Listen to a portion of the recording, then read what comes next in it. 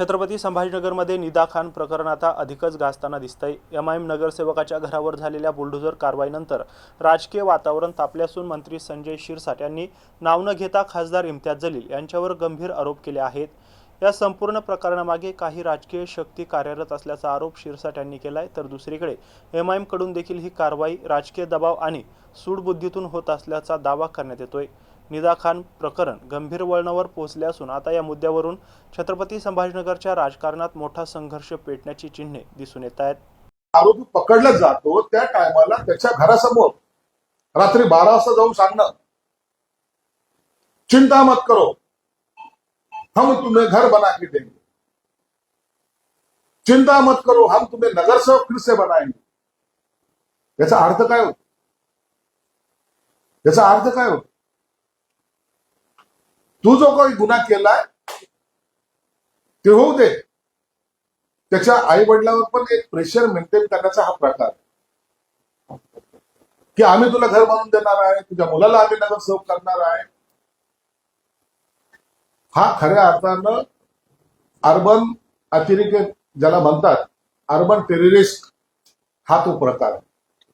पोलिसांनी तातडीने त्यांच्या विरोधात गुन्हा दाखल केला पाहिजे। रात्री 12 वाजता जाऊन तू तिथं बोलतो कसा? आरोपीच्या समर्थनार्थ म्हणजे पाठिंब्यासाठी त्या ठिकाणी सभा घेतो कशी? या संपूर्ण प्रकरणामध्ये त्यांनी हिदा खानचं पण नाव नाही घेतलं। फिदा खान का हिदा खान? निदा खान। जे प्रकरण एवढं गंभीर आहे त्या निदा खानचं पण नावही नाही, आणि अशा प्रकारे सांगतोय की जसं जेणेकरून हा सगळ्याचा मसिहा झालेला आहे। माझं त्याला ओपन चॅलेंज आहे। इस्लामला मानतोस? कुराण शरीफला मानतोस? ठेव त्याच्यावर हात आणि सांग त्या फिदा खानला मी आणलं नव्हतं म्हणून। तिला लपवण्यामध्ये ह्या इम्तियाज जलीलचा हात आहे। मला खऱ्या अर्थानं सांगायचं, स्पष्टपणे मी बोलतो, मतीन एवढा आरोपी नाहीये हा इम्तियाज आरोपी। त्याची हिंमत नाहीये। त्या मतीन कोण आहे तो बिचारा छोटा नगरसेवक? कुणाच्या सांगण्याहून केलं होतं? यांनी कुराण शरीफवर हात ठेवावं आणि सांगावं, माझा त्याच्याशी काही संबंध नाही, मी त्या फिदा खानला मी ओळखत नाही आणि मी तिला त्या घरात लपवलं नाही। मांडणा भूमिका हिंमत असेल। इस्लामचं नाव घेतोस, लोकांना भडकवतोस। पहलगाम मध्ये जाऊन ज्यांनी हिंदू बांधवाला भगिनींना वाचवण्यासाठी त्यांनी स्वतः जीवाची आहुती दिली, त्या शहीदला एकनाथ शिंदे साहेबांनी घर बांधून दिलं, त्याची चावी संजय शिरसाटने पहलगाम मध्ये जाऊन दिलेली। आम्हाला शिकवतो तू जातीवाद।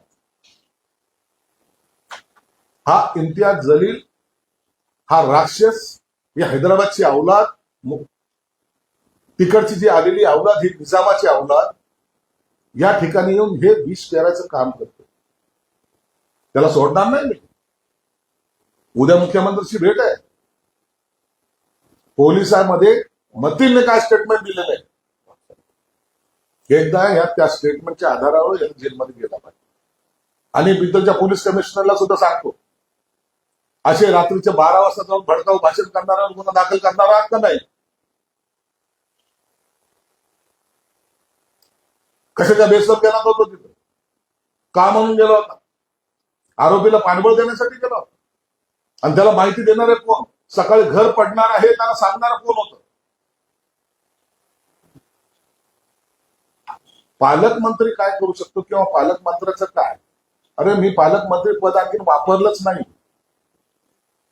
मला त्या पदाची मस्ती नाहीये। तुम्हाला जी चरबी चढलेली ना, ती चरबी उतरवण्यासाठी मी पुढे आलेलो। माझं फक्त फिदा खानचं प्रकरण राहिलं बाजूला। संजय शिरसाटचे ह्याच्या काढलं म्हणून ते माझ्याशी दुश्मनी घेतात। अरे पूर्ण चौकशी करणार, माहित तरी आहे का या मूर्खाला? विभागीय चौकशी झाल्याचं माहिती आहे का त्याला? 4 लोकांची कमिटी होती, त्याला माहित तरी आहे का? माझं जरी प्रकरण असलं तर स्पष्टपणे त्याची चौकशी झाली पाहिजे, आणि तू सुद्धा ती मागणी कर। माझी चौकशी करा म्हणून. ते हिदा का फिदा निदा, ते नावं लक्षात येत. ते निदा खान प्रकरणामध्ये तुझा संबंध नाही म्हणून जाहीर कर. तुम्हाला बाप आहे असं म्हणतोस. कुणाचा बाप होतोस रे तू? एवढी मस्ती तुझ्यात कसली? अर्बन टेररिस्ट आहेस तू.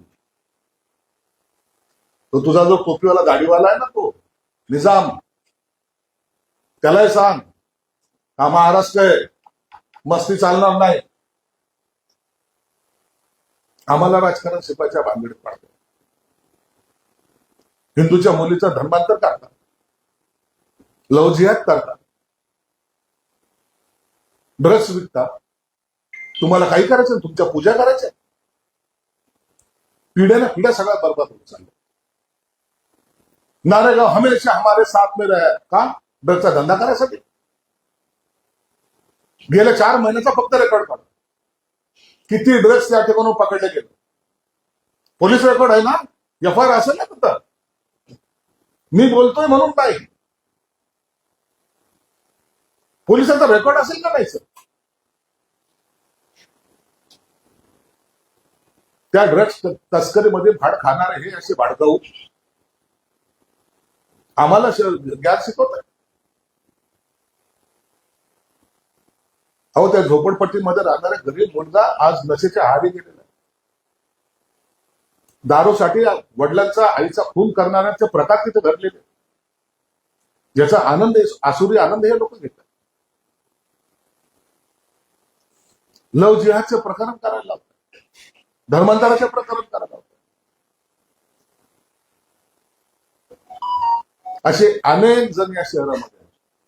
आणि त्याचा मोहरक्या हा इम्तियाज झालेला. कालपर्यंत त्याने प्रेसवाल्याचा समोर सुद्धा यायची त्याची हिंमत नव्हती. आज तो दाखवायचा प्रयत्न करतोय की हम अभी है.